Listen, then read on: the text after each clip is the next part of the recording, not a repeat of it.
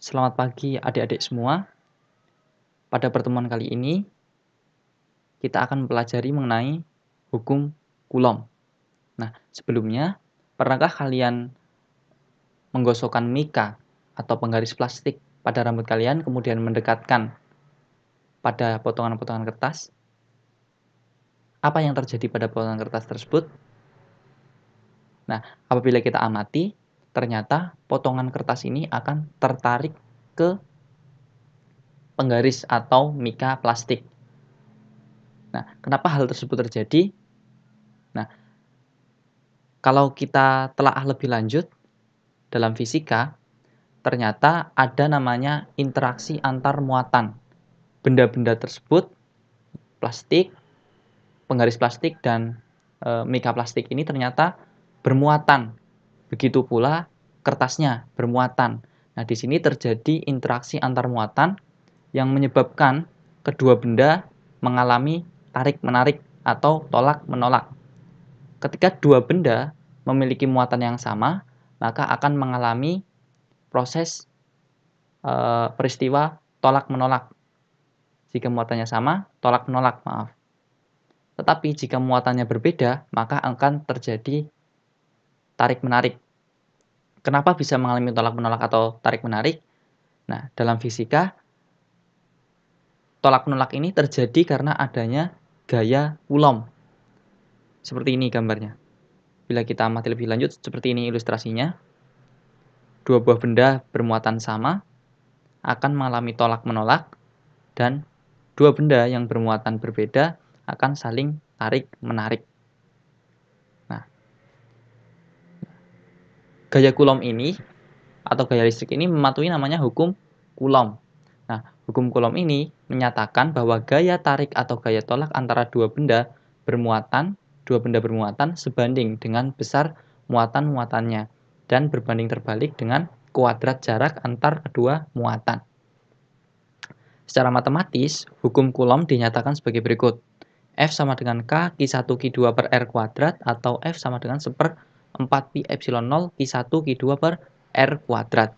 Keterangan F sama dengan gaya Coulomb, Q1 Q2 merupakan muatan listrik, K tetapan Coulomb, dan epsilon 0 permitivitas ruang hampa. Nah, apabila kita telaah lebih lanjut, gaya itu merupakan sebuah vektor. Oleh karena itu, permasalahan-permasalahan yang berkaitan dengan gaya, termasuk gaya Coulomb, maka kita harus menyelesaikannya dengan menggunakan cara-cara vektor. Nah, misalkan kita memiliki kasus seperti ini. Ada 3 buah muatan. 3 buah muatan, maka kita harus mencari besar gaya akibat interaksi antara muatan 1 dan 3, serta gaya akibat interaksi antara 2 dan 3. Karena 1 dan 3 itu muatannya sama, maka 3 ini akan tertolak oleh gaya F31. Dia akan bergerak ke sana. Nah, sedangkan benda 3 ini, muatan 3 ini akan tertarik ke muatan 2 karena memiliki perbedaan muatan. Nah, ini muncul gaya tarik ke sini, F32. Nah, besar gaya total yang dialami oleh muatan 3 ini kita hitung menggunakan resultan gaya. Kita tarik gaya ke sini, Fr. Ini menggunakan penjumlahan vektor. Nah, kalian ingat-ingat lagi ya mengenai penjumlahan vektor. Nah, resultan gaya dirumuskan atau gaya total yang dialami muatan 3 ini kita rumuskan Fr sama dengan sekian. Bisa kalian baca sendiri ya. Nah, kemudian kita lanjut mengenai gaya Coulomb dalam bahan. Gaya Coulomb dalam bahan dirumuskan sebagai berikut. F bahan sama dengan 1/4 pi epsilon Q1 Q2 per R kuadrat. Nah, apabila kita amati pada gaya Coulomb yang sebelumnya, ini nilai epsilonnya merupakan epsilon 0 atau permitivitas hampa. Nah, jadi pada kasus sebelumnya, gaya Coulomb-nya itu terjadi apabila dua muatan saling berinteraksi di ruang hampa.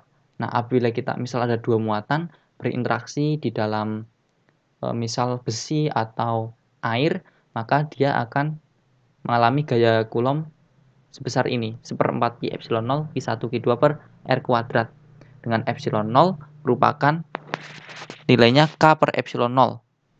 Atau bila kita hitung lagi, F bahan sama dengan F vakum per K, di mana F bahan merupakan gaya Coulomb dalam bahan, F vakum gaya Coulomb dalam ruang hampa, dan epsilon permitivitas dalam bahan.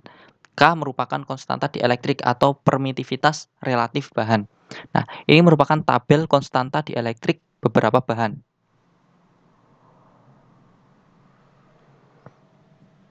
Contoh soal. Nah, jika terdapat dua muatan yang sama jenisnya, besarnya 2 kali 10 pangkat min 6 Coulomb dan 6 kali 10 pangkat min 4 Coulomb. Jadi sama-sama jenisnya, positif semua atau negatif semua. Tapi kalau kita lihat muatan di sini positif. Jadi dua muatan ini sama-sama positif, saling berinteraksi. Nah, jika jarak pada muatan tersebut 6 cm, maka berapa gaya Coulomb yang terjadi antara kedua muatan tersebut? Kita lihat, Q1 besarnya 2 kali 10 pangkat min 6 Coulomb. Q2 besarnya sekian. Jarak antar dua bendanya ini sekian. Nah, ditanya berapa gaya Coulombnya. Nah, kita pergunakan rumus K Q1 Q2 per R kuadrat. Nah, kita masukkan angka-angkanya. Kita dapatkan besar gaya Coulombnya 3 kali 10 pangkat 3. Ini bukan 103 ya, tapi 10 pangkat 3 Newton. Ingat, satuan gaya adalah Newton. Jadi, karena dua benda ini muatannya sama, berarti dua benda ini mengalami gaya tolak-menolak dengan besar gaya 3 kali 10 pangkat 3 Newton.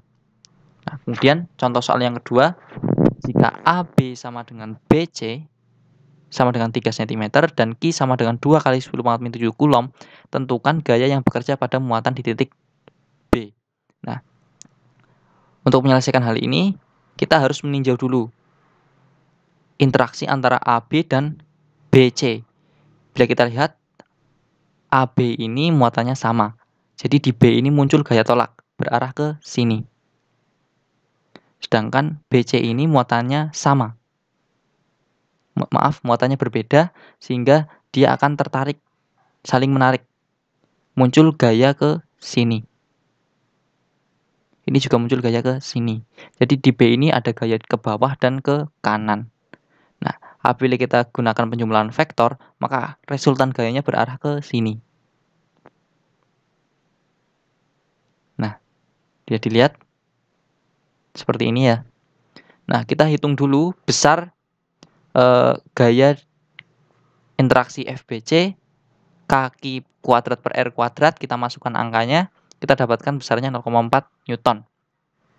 FBA ini, gaya ini, besarnya 0,4 Newton. Kenapa? Karena besar muatannya sama. Hanya saja terdapat positif dan negatif atau muatannya berbeda. Besar muatannya sama, tapi jenis muatannya berbeda. Nah, karena dikuadratkan ini akan menyebabkan negatif menjadi positif, positif juga menjadi tetap positif, sehingga nilainya sama untuk FBC, FBA, dan FBC. FBA dan FBC jadi sama. Nah, resultan gayanya berapa?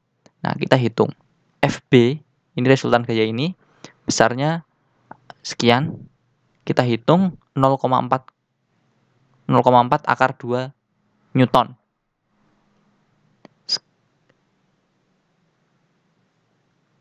Sekian dari saya. Terima kasih.